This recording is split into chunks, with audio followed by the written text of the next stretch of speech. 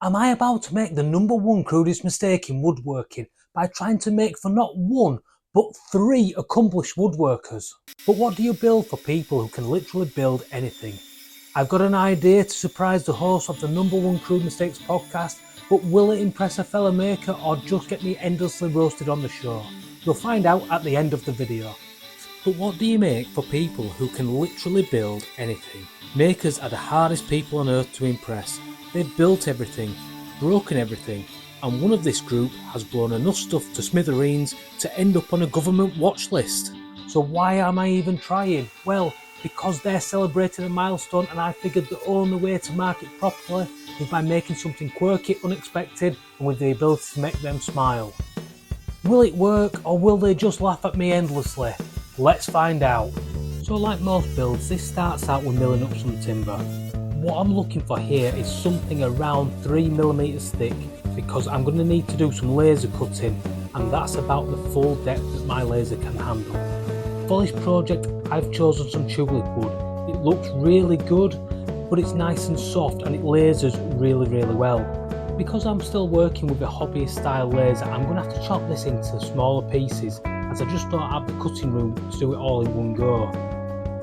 About 8cm wide should do just nicely for this project.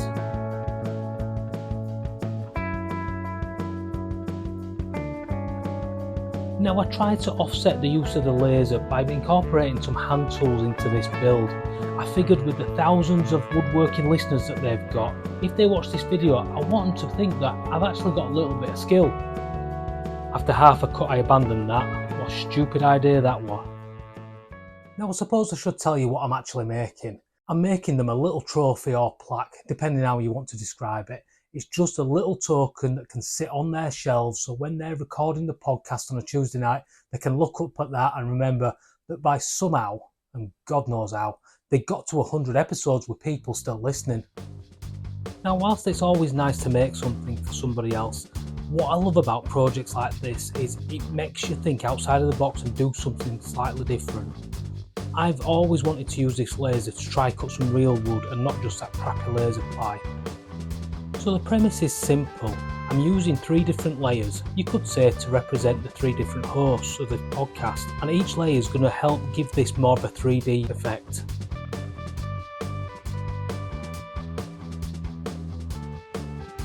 But like every project, no matter how you cut the wood, you can never get away from sanding. We quickly then move on to using some colours. I've gone for some very basic colours that I got with a epoxy set some years ago. Simply add these to water and rub them on to colour the wood. So for the background colour, I've gone for a red. Now what I love about processes like this is you can keep adding to it to get the exact shade that you want. If you're not happy first time, keep adding to it, let it dry, add again. Now to highlight the writing, I thought I would go for a nice bright vibrant colour that I think represents these guys perfectly. So I chose coffee. Nailed it! And with the colours picked out perfectly, it's time to get on to measuring the exact thickness, because I need to chop a base for this and I want this to sit absolutely snugly. Spoiler alert, it was sloppy as hell. So now that the bases are chopped out and the colours are all dry, it's time to glue this thing together.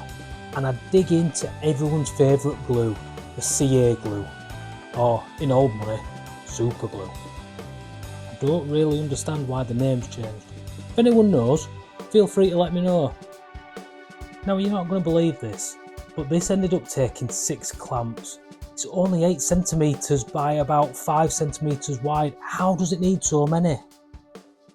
So the pieces are now out of clamps and I forgot to film it. They're all packaged up and ready to go to their new owners. Luckily for me, Hovard's in town down at Glenn's house, so I'm going to nip down there, give Glenn and Hovard theirs in person. KJ's is going to go in the post imminently, so we're looking like we're all on track for once with a build. Even I can't stuff this up, although I have heard that the Swedish postal system is a bit naff. Well, just as you think things can't go wrong, I've managed to stuff up yet another build. I've delivered the trophies to the 2 lads down in Lincoln. That's gone fantastic. I've jumped in the car this morning to bring KJ's to the post office, and I've sat on the bloody thing. I heard it snap. This thing is more crumpled than a crumpled thing from Crumpleville. Looks like I'm going to have to remake this one, but this is going to put the time pressure right on edge, given how great the two postal services are. What a plonker.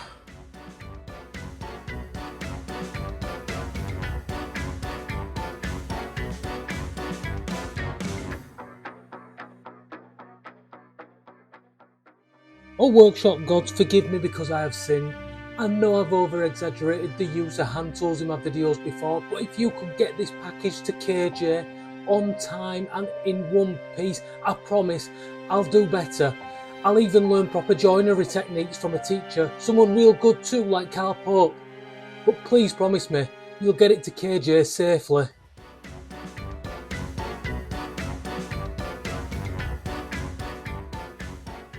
So with KJ's trophy safely on its way to Sweden, it's time to do what I do best round here. That's put my earphones in, get to work and start tidying this place up for the next project. Ross from Fat Hog Woodworking popped by your workshop and he brought gifts. And one of them was this, what do you call this in English? It's like a little trophy. Plaque? I haven't seen one yet.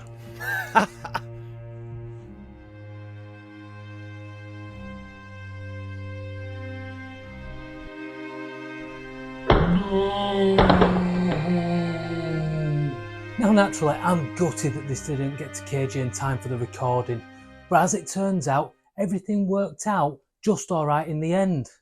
Ross, I don't know how you managed this, but just 5 minutes ago I was hand-delivered this from a neighbor up the road with a similar address to ours. So your letter got accidentally mailed to him, and now I got it on the day of our 100th episode. It's perfect timing, and I'm gonna give all the credit to you. So, well done, sir. Well done. So it looks like everything got to where it needed to be, actually on time, in the end. I'm super happy with that result.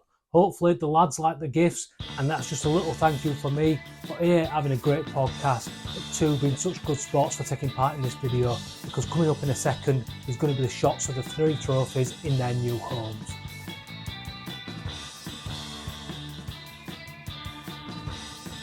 Precious.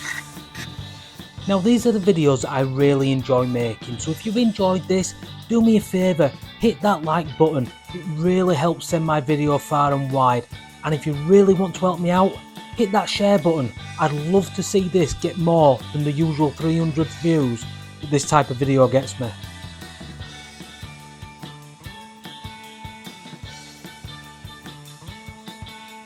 So that only leaves me one thing to say. Watch this next.